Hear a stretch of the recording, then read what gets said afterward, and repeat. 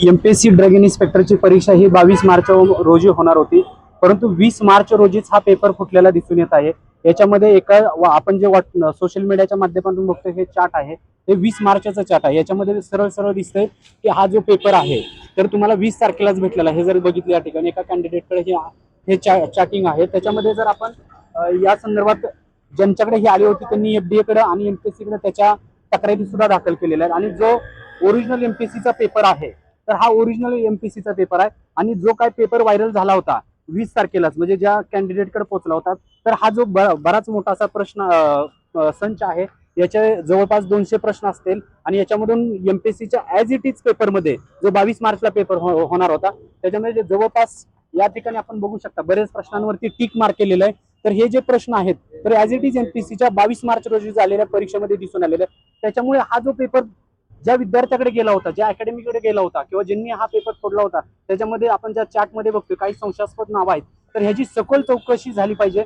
याच्यामध्ये डिपार्टमेंटकडून पेपर गेलाय का, आयोगाकडून पेपर गेलाय का, तर हे 100% जोपर्यंत खात्री होत नाही तोपर्यंत, तसंच ज्यांनी पेपर दिलेला आहे तर त्या संदर्भात हे जे काही पेपर फुटलेला आहे जो व्हायरल झालेला आहे, तर हे जोपर्यंत खात्री होत नाही तोपर्यंत पुढील प्रक्रिया आयोगानं विद्यार्थ्यांना दिलासा देणं अत्यावश्यक आहे या काळात। हा पेपर किती तारखेला होता, किती विद्यार्थी बसले होते, पेपर किती तारखेला फुटला, रिझल्ट केव्हा लागला पेपर? हा पेपर 22 मार्चला झाला होता आणि या परीक्षेसाठी जवळपास महाराष्ट्रातल्या 46,000 विद्यार्थ्यांनी अर्ज केले होते आणि त्यामधील तब्बल 31,000 विद्यार्थ्यांनी फॉर्म परीक्षा प्रत्यक्ष दिले। त्याच्यामधील जवळपास 506 विद्यार्थी इंटरव्ह्यूला घेतले होते। म्हणजे टोटल किती विद्यार्थी लागला कधी? निकाल गेल्या महिन्यामध्ये लागला आणि त्याची इंटरव्ह्यू जवळपास गेल्या महिन्यातच चालू झाले आणि त्याची निकालाची प्रक्रिया झाल्यानंतर जनरल मेरिट लिस्ट आली। तर या प्रकरणी काही विद्यार्थ्यांची नावे येतात, तुम्ही एमपीएससी आयोग किंवा सरकारकडे काही तक्रार केली आहे का या बाबतीत? याच्याबाबत ज्या विद्यार्थ्यांकडे ही माहिती आली त्यांनी एफडीए डिपार्टमेंटला जाऊन आणि एमपीएससी आयोगाकडे तक्रार दाखल केलेली आहे।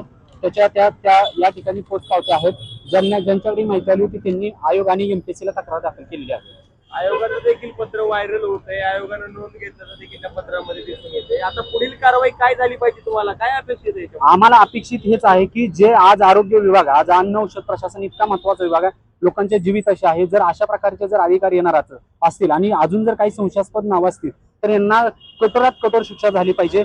आणि जे विद्यार्थी ह्याच्यामध्ये दिसून येतात हे नेटवर्क कुठपर्यंत गेलाय, पेपर किती विद्यार्थ्यांना पोहोचलाय, तर ह्यांना पटकन महाराष्ट्र शासनानं दखल घेऊन मुख्यमंत्री महोदयांना यांना तातडीनं अटक केली पाहिजे। आणि पुढील किती जागांसाठी पेपर झाला होता, म्हणजे किती जागा रिक्त? टोटल 154 जागा होत्या, त्याच्यासाठी परीक्षा प्रक्रिया झाली होती। आणि मला सांगा ह्याच्या आधी लास्ट पेपर कधी झाला होता? याच्या अगोदर 2016 रोजी परीक्षा झाली होती। ऍक्च्युअली ही परीक्षा 2021 ला जाहिरात आली होती, ती अनुभवाची अट होती, त्याच्यासाठी स्वतः मी प्रयत्न केला होता, ती अनुभवाची अट रद्द केली आणि त्यानंतर जवळपास हा 5 वर्षाचा सगळा चालला भोंगळ कारभार चालू आहे एकंदरीत बघितला तर। जो पेपर फुटलेला जो आहे तो पेपर आणि मेन पेपर याच्यामध्ये किती साम्य आहे, किती प्रश्न एकसारखे आलेत का त्याच्यामध्ये? जवळपास 90 प्रश्नांचं साम्य हे दिसून येत आहे, जो 20 मार्चला पेपर आलेला आणि 22 मार्चला पेपर आलेला। परीक्षा घ्यावी असं काही याबद्दल सध्या आयोग ठरवल यासाठी काय करायचं आणि जे काय असेल प्रक्रिया। आमचं म्हणणं आहे की ज्यानं गुन्हा केलेला आहे, ज्यांच्यापर्यंत हे कुणी पेपर फोडलाय, कुठपर्यंत गेलाय, त्यांची सखोल चौकशी झाली पाहिजे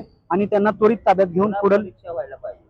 याबद्दल जर विद्यार्थ्यांना जर जास्तीत जास्त मोठ्या प्रमाणात झाला असेल तर नक्कीच झाली पाहिजे। एक फक्त प्रश्न असा आहे की एकूण किती मार्काचा पेपर होता, किती क्वेश्चन असतात या 100 पेपरला, या आणि किती प्रश्न आधीच 20 मार्चला विद्यार्थ्यांना कळले होते? हा पेपर हा 100 प्रश्नांचा होता आणि प्रत्येक प्रश्न हे 2 मार्काला होते, म्हणजे जवळपास आपण जर विचार केला तर 200 मार्काचा पेपर होता। 100 प्रश्न, प्रत्येक प्रश्नाला 2 मार्क होते आणि जवळपास यातले 90 प्रश्न साम्य दिसून येत आहेत की जे आपण जे बघतोय ना व्हायरल होते ना पीडीएफ समाज माध्यमातून, यातले जवळपास 90 प्रश्न मॅच होतात। आता निकाल झालेला आहे आणि पूर्ण झालं असं आयोग म्हणतो। हो, तर आता याच्यामधली तांत्रिक अडचण काय?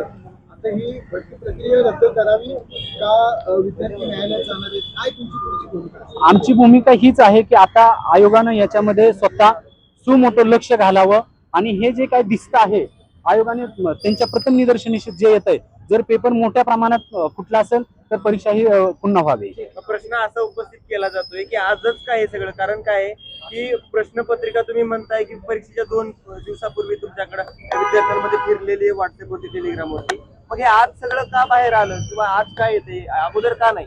हे जे काय आहे, ज्या विद्यार्थ्याचं जे चार्ट व्हायरल होत आहे तर ते निकाल लागल्यानंतर दुसऱ्या दिवशी आलेला आहे आणि त्यानंतर ही सगळं पूर्ण प्रक्रिया चालू झालेली आहे।